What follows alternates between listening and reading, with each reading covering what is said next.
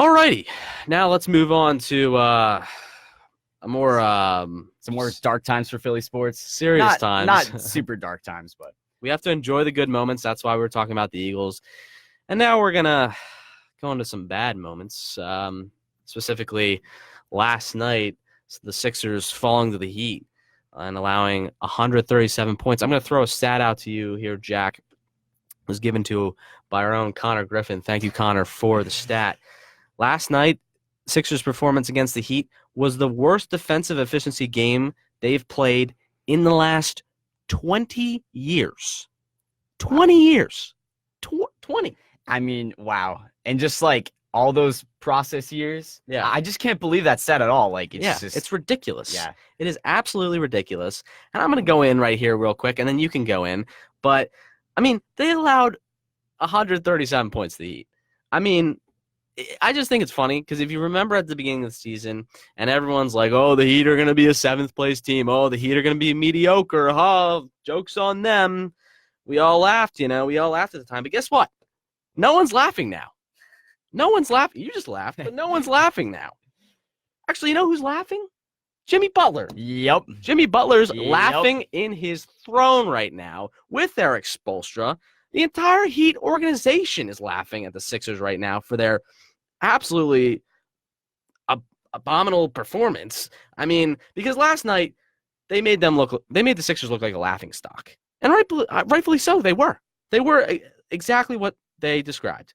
And you know what? You want to know why Philly fans are disgruntled? You want to know why we feel like this all the time? It's because stuff like this is what makes us disgruntled and unhappy. Because you put a product out there on the court, and we expect to get our money's worth, and we expect to get our time. We have given a lot of time and effort through the process to the past couple of years where the team's been successful, and we have gotten nothing from it.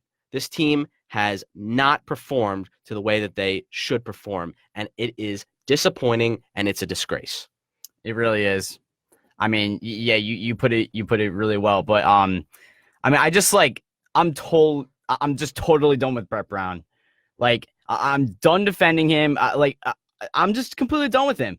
And if you don't think he's the issue with the team, I'm sorry. Like, you have to rethink your knowledge of basketball, because Brett Brown is the problem. Okay, it's not Elton Brand. Don't tell me Elton Brand. I know our bench isn't the greatest. Like, I know our bench isn't the greatest, but on paper at the beginning of the season, we had the best starting lineup in the Eastern Conference, like, undisputedly. And we should have the best starting lineup in the Eastern Conference.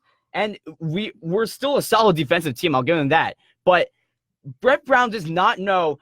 Sure, he was a great coach for the process, because I think he's a good mentor. He learned a lot from Greg Popovich, and he knew how to mentor, those young guys, and, turn guys like Drew Holiday and even Andre Iguodala into good players. But he cannot coach a winning team in today's NBA system.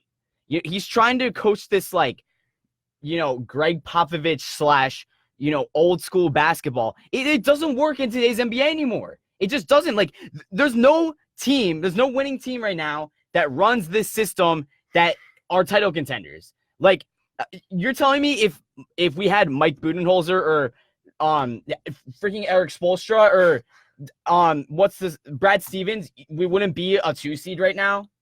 Like, Brett Brown has to go. And if you watched the Heat game last night, it was going around Twitter, but there was a video of one of the timeouts, and Brett Brown was saying something, and none of the other coaches were even paying attention at all. He's obviously lost that locker room completely, and something has to be done about him. And I know he's a good guy, and he's been with the Sixers for a very long, but he is the reason why we're struggling. And there's no other, like, I know Embiid and Ben aren't great fits, but Brett Brown has to go. We have to make a coaching change, and it's also, don't blame this on Elton Brand. I think that's just ridiculous. But do you disagree, Andrew? Or I agree. I actually like Brett Brown. Shoot me. I actually like him as a person, and I actually think he's a pretty good coach. I know we can do better. We can do better. And you mentioned Mike Budenholzer and Eric Spoelstra. Obviously, both are in pretty locked up positions right now. But you know what? I think really, you mentioned it. It's a motivation thing and it's a chemistry thing. Because ultimately, like you said, the Sixers have the pieces to be a good team. But they're not performing that way. Why? Execution, consistency, and cultivating the chemistry in the locker room. They have no chemistry. None. You can tell that this team is disjointed. But you know what that comes down to, though? The head coach. The head coach has to figure out. Oh, most definitely. Yeah. I totally agree that he has to really wake up and start to get them to play better. And I really think that ultimately they were playing the Bucks. We mentioned the 3-game streak last week, and they've lost those 2 games, and they've got blown out in those 2 games. So if this is any evidence to how they're going to play the rest of the year, then yeah, I think there has to be a change. But I'm going to be somewhat considerate and say, give them till the All-Star break, let them talk it over, let them see if they can figure things out, see if they can make any moves, which I don't know if they're going to, and then see how this team responds. And can I say one more thing, Andrew? A lot of people are blaming Al Horford for whatever reason. Yeah, I mean, he hasn't played well, but I mean, not that he's not, you'll say, but like, not that he's played great, but I don't think that's a main cause of concern. Well, yeah, and I just want to mention, his stats are slightly worse than last year. Yeah. But think about where he was last year. He was teammates with Kyrie Irving, who we hear all the time is one of the worst teammates and one of the worst people, to play basketball with. But the Celtics